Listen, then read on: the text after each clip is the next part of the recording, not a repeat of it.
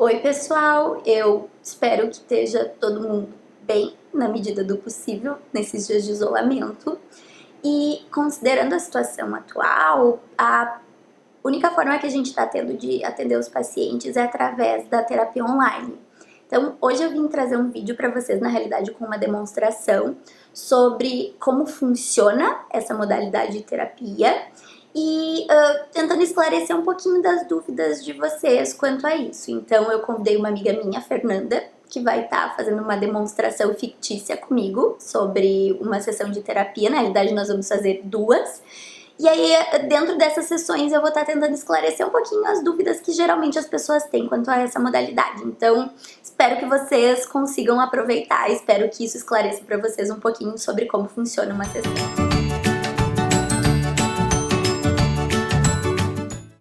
Bom, pessoal, então hoje eu trouxe a Fernanda para me ajudar com a gravação do vídeo. A Fernanda vai se passar por uma paciente para me ajudar nessas demonstrações para vocês. Lembrando que a Fernanda não é uma paciente de verdade, que essa não é uma sessão de verdade, porque senão eu não poderia estar gravando e colocando assim no YouTube. Então a Fê, minha amiga, graças ao tédio da abstinência de contato social, veio aqui ajudar a gente com essa demonstração hoje. Oi, Fê! Oi, Pri, tudo bem? Tudo certinho, obrigada por me ajudar aqui com o vídeo. De nada. Então, a gente vai começar fazendo uma demonstração de uma primeira sessão de terapia. Então, a Fê vai utilizar suas habilidades artísticas para fingir ser uma paciente que veio buscar uma sessão de terapia online e que a gente ainda não se conhece. Então, a gente vai fingir que está começando a nossa primeira sessão agora, nesse momento. Pode ser, Fê? Pode ser. Então, começando, eu geralmente começo me apresentando. Então, oi, Fernanda, eu sou a Priscila, eu sou psicóloga e a gente começa a sessão eu podendo ou te explicar como funciona a terapia, ou você pode começar me contando um pouquinho o motivo que fez você me procurar. O que você prefere? Tá. Eu fiz terapia uma vez e eu gostaria que você me explicasse um pouquinho como que funciona. Certo. Então, eu trabalho com terapia cognitivo-comportamental e a gente vai ter sessões ou semanais ou quinzenais, dependendo da tua demanda, depois a gente dá uma olhadinha. E aí, nas sessões iniciais, eu vou estar usando um pouquinho para ver a tua demanda, o que fez você me procurar.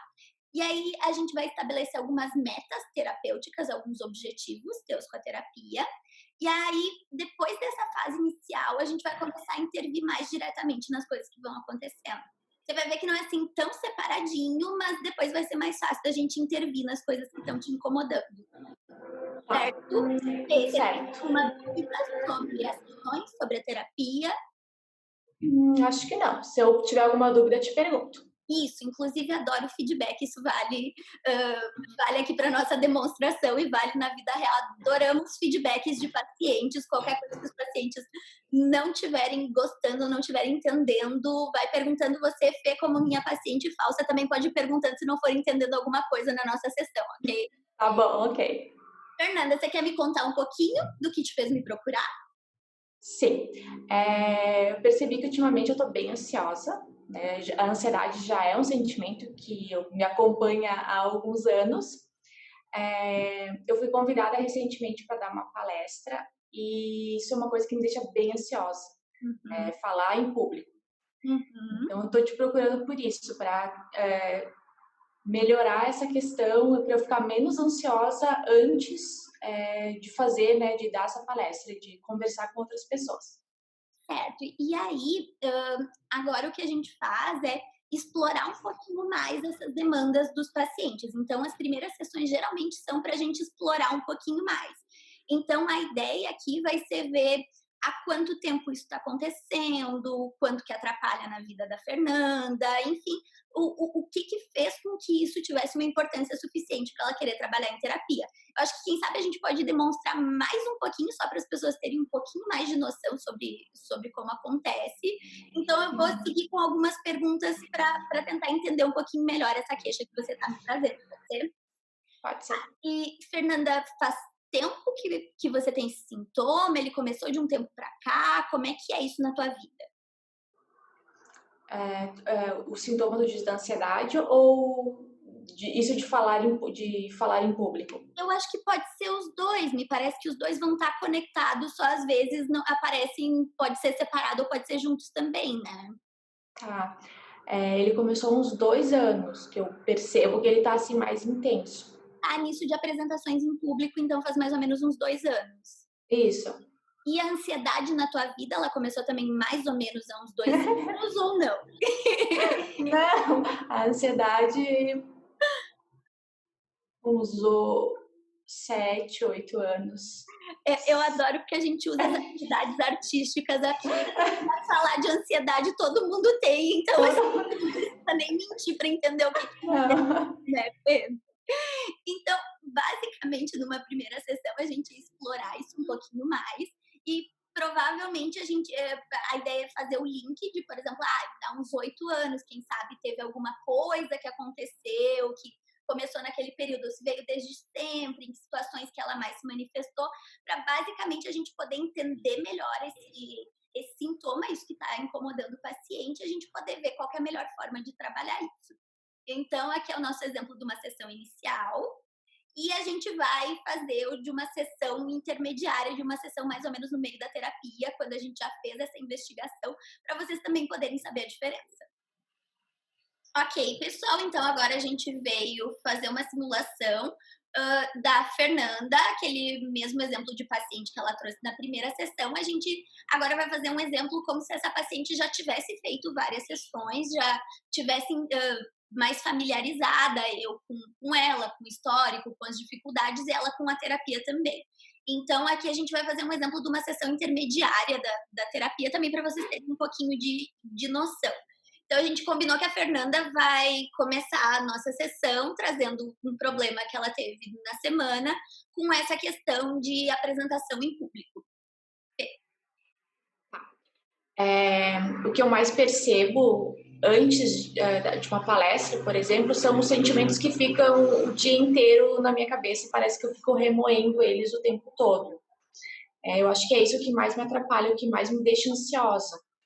Então, às vezes, esses pensamentos, eles ficam tanto tempo na minha cabeça que eu não consigo desenvolver, não consigo produzir o que eu poderia produzir se eles não existissem. Tá, Então, eu te acho que trava ou você procrastina? Isso? isso. Uhum. O que te passa pela cabeça? Quais que são os pensamentos? Por exemplo, que na hora talvez as pessoas não vão gostar do que eu estou falando, ou que eu posso estar falando alguma besteira, que não vão prestar atenção, que vai ser uma palestra ruim. Uhum. Parece que é mais um julgamento, assim. Eu fico pensando o que as pessoas podem estar achando naquele momento. Certo. Bom, então aqui, por exemplo, com ela me trazendo alguma queixa do dia a dia, depende do quanto o paciente já está dentro da terapia, o quanto ele já sabe, mas eu vou fazer algumas intervenções possíveis para pacientes que já estão familiarizados com terapia do esquema, que eu também já conheceria o histórico, então eu vou pensar em alguns exemplos aqui. Então, Fê, você consegue identificar a relação disso com aquele esquema de fracasso que a gente estava conversando há umas sessões atrás, onde você sente que você não vai fazer as coisas tão bem feitas quanto as outras pessoas, ou que todo mundo é mais bem sucedido que você, ou mais inteligente. Você conseguiu lá na hora identificar isso desse esquema enquanto você estava planejando essa palestra? Sim, acho que sim. Tá, a Fernanda não sabe que é um esquema de fracasso, porque isso é um exemplo fictício, né? Então, obrigada por dizer que sim.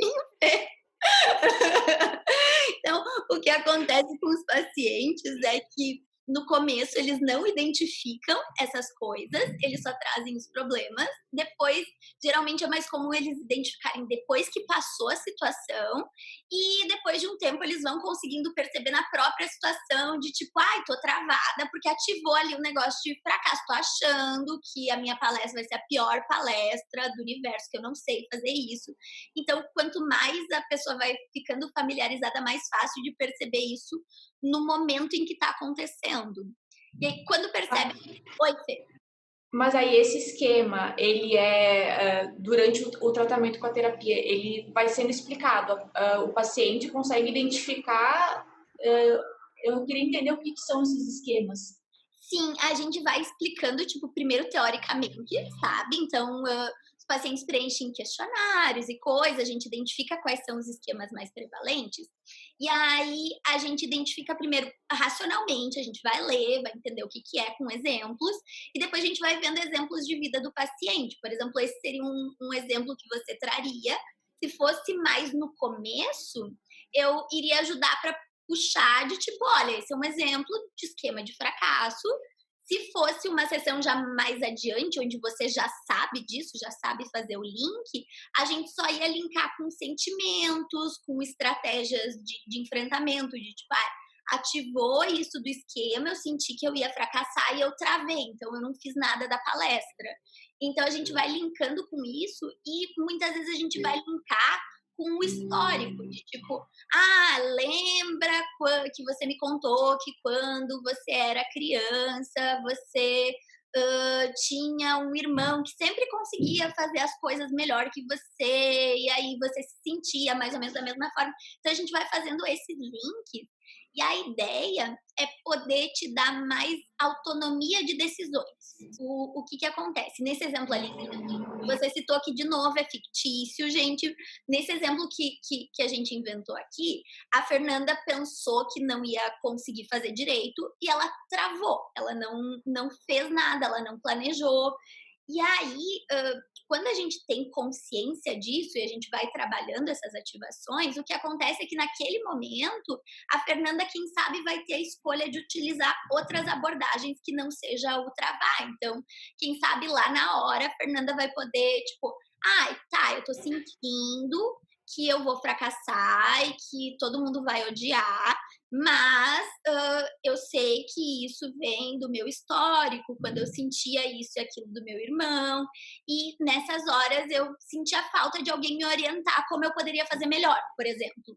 Então, às vezes, você ia poder fazer todo esse processo e lá na hora tentar ou você fornecer a tua necessidade ou pedir ajuda para alguém, seja na terapia, seja para alguém mais experiente, que às vezes te desse uma orientação de alguma coisa que às vezes realmente você não sabe o que você está perdida para fazer.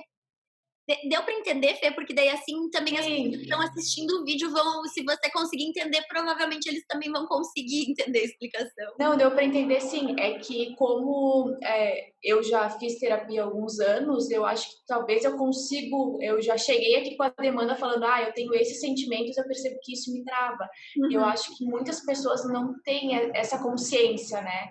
Com São, né, que são esses pensamentos que estão me travando e que eu não consigo executar alguma coisa, e eu acho que a terapia é importante para isso, né?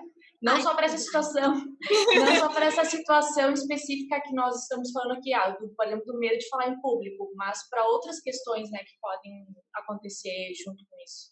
Então, no começo, a gente vai trabalhar muito autoconhecimento justamente por causa disso. É bem possível. Ali, quando a gente fez o exemplo de uma primeira sessão, você só veio me falando de tipo, eu travo quando eu tenho que dar palestra em público. Você não consegue fazer essas conexões iniciais. Geralmente, paciente que nunca fez terapia não consegue fazer todas essas conexões. Então, a gente vai ter que trabalhar para o paciente entendendo o fluxo de coisas que vai acontecendo, que não é só, eu travo. Tem muitas outras coisas que acontecem e que provocam isso de travar, né? Então, sim, aqui a gente já estaria numa sessão bem mais avançada da terapia, onde você está conseguindo fazer todas essas conexões mesmo. E lembrando que isso foi uma sessão fictícia, a Fernanda não é minha paciente de verdade, isso não é uma sessão de verdade, isso não é uma queixa de verdade da Fernanda, mas é uma queixa que a gente conversou, que é bem comum dos pacientes terem, então boa parte de vocês vai se identificar de alguma forma, seja com ansiedade de apresentação em público ou com ansiedade em si, que todos nós sentimos em vários momentos da vida.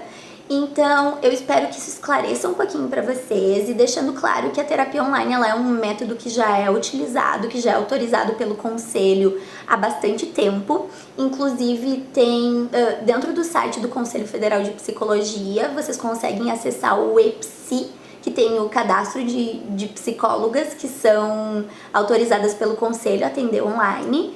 E é uma abordagem que já está sendo estudada há bastante tempo. Eu mesmo já atendo online faz um tempo. Então, me parece que nesses momentos a gente pode contar com mais esse recurso para não deixar a nossa saúde mental de lado, principalmente quando fica todo mundo muito agoniado de estar trancafiado em casa. Espero que eu tenha ajudado vocês e qualquer dúvida vocês vão me mandando que eu vou tentando esclarecer nos próximos vídeos.